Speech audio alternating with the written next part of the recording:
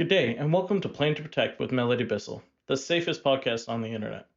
My name is Joshua Bissell, and I'm the editor of this weekly podcast, where we tackle a variety of topics around safety, with a focus on helping you achieve the highest standard in abuse prevention and vulnerable sector protection.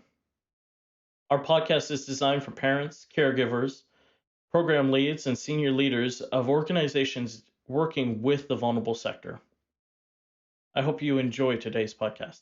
Thank you for joining us. Hello. Recently, I read the words of a colleague, Michaela White. She's executive director of INCM, and she was writing to a group of children's pastors. Michaela said, "Joy and grief are not mutually exclusive of one another. They can coexist, and it takes conviction and honesty to hold them together on our journeys. We are not people who live in denial of our earthly circumstances, and we do not ignore pain, our own pain or the pain of our fellow journeyers. Yet, through it all, our eyes are to remain fixed on the eternal glory of God and His kingdom. It's an invitation to journey honestly and with the purpose while letting Him be the Prince of Peace in our lives." Michaela reminds us that joy and grief can coexist if our focus is on the right thing. This holiday season, we may find joy in the simple things, joy in the message of the holidays. This Christmas, I trust that you experience great joy, but I also recognize that many of us are also experiencing great sorrow and great grief. Our home is decorated for Christmas, both inside and outside. Baking is done. Shopping is finished. Christmas cards are written. Christmas music is blaring. I've never been so ready for Christmas. However, on the other hand, I also am experiencing some grief. I grieve over lost ones. I grieve over the fact that my mother-in-law is less than a mile away from me, but because of COVID, we cannot go to visit her. She has Alzheimer's. She doesn't get the whole technology piece, and she's completely disinterested in it. Yes, for many of us this Christmas, we are experiencing both joy and grief.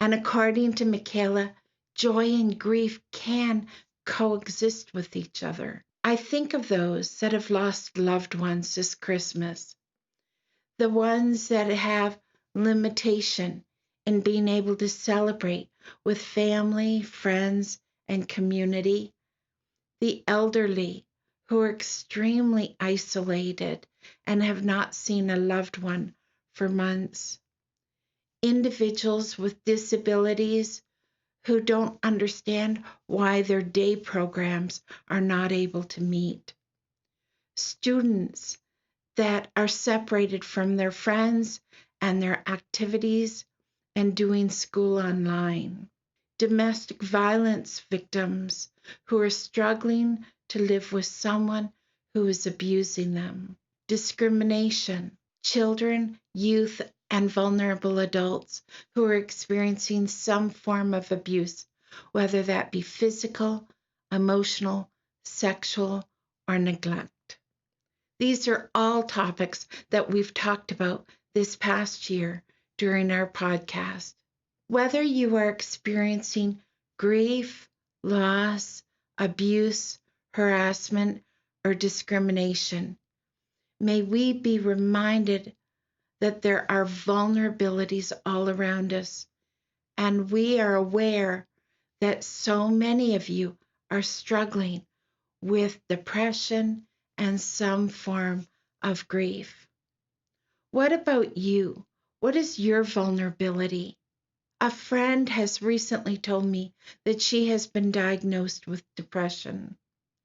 Another friend tells me that she's been diagnosed with postpartum anxiety. Each case is unique. Each case is not isolated in itself as it impacts family and friends. So many people these days are struggling with depression, anxiety, loneliness, and isolation. When an individual voices their vulnerability, as a community, do we show up? Do we show grace, kindness, and compassion? Are we a safe person in the life of that individual? Brene Brown says vulnerability is not winning or losing. It's having the courage to show up when you can't control the outcome. During 2020, it is not surprising that many people are experiencing depression and other forms of anxiety. In many ways, we've lost our connectivity, though we are more connected through technology than we ever have been before. We spend so much time staging our backdrops and putting on our most positive self. Though beyond the parameters of the camera, our lives may feel like they are in complete disarray. Often, when we do struggle with depression, we are told to get over it, that it is wrong or it's sinful to feel fear or anxiety. We are afraid to say anything, as family and friends may correct us, challenge us, ignore us, and the deep pain we are feeling just gets deeper. Brene also encourages us to ask for what we need, to talk about how we're feeling, and to have those hard conversations. According to CAMH, in any given year, 1 in 5 Canadians experience a form of mental illness or addiction. By the time Canadians reach the age of 40, 1 in 2 have had some form of mental illness. Who is affected? 70% of mental health problems have their onset during childhood or adolescence. This really speaks to who we are at Plan to Protect, as our desire is to identify and help create safe places and raise awareness of abuse, injury, and harm. Young people between the ages of 15 and 24 are more likely to experience mental illness or substance use disorders than any other age group. This is our young people that need us at such a critical age. 34% of Ontario high school students indicate a moderate to serious level of psychological distress, symptoms of anxiety and depression. 14% indicate a serious level of psychological distress. Men have higher rates of addiction than women, while women have higher rates of mood and anxiety disorders. Mental and physical health are linked. People with long-term medical conditions, such as chronic pain, are much likely to also experience mood disorders. CAMH also says, conversely, people with a mood disorder are at much higher risk of developing a long-term medical condition, whether that be stroke, heart problems, cancer. Our minds speak to our bodies. People with a mental illness are twice as likely to have a substance use problem compared to the general population.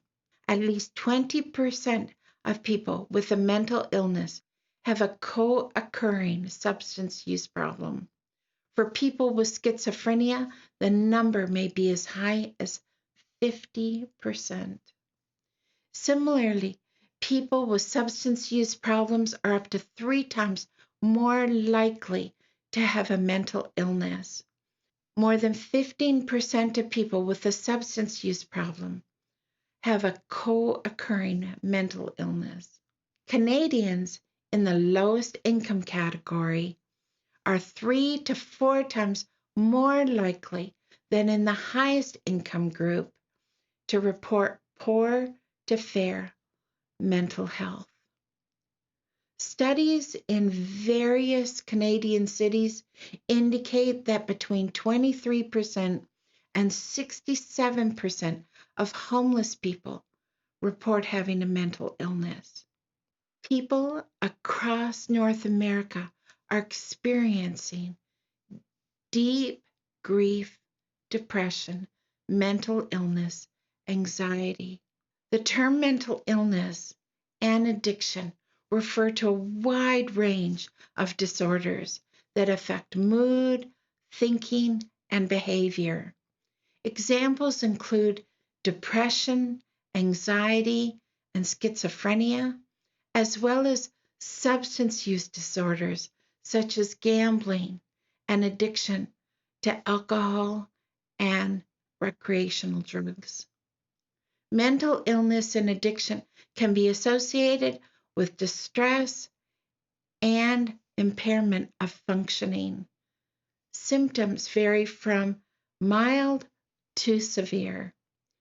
However, with appropriate treatment and support, most people will recover. In any given year, 1 to 5 Canadians experience some form of mental illness or addiction problems.